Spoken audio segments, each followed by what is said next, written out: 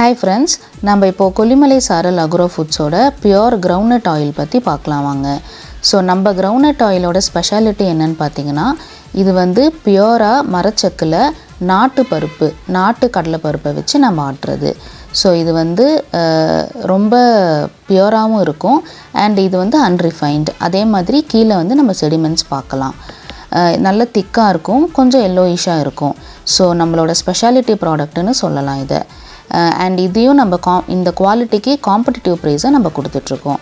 இதுவும் நீங்கள் once try பண்ணிங்கன்னா கண்டிப்பாக மிஸ் பண்ண மாட்டீங்க.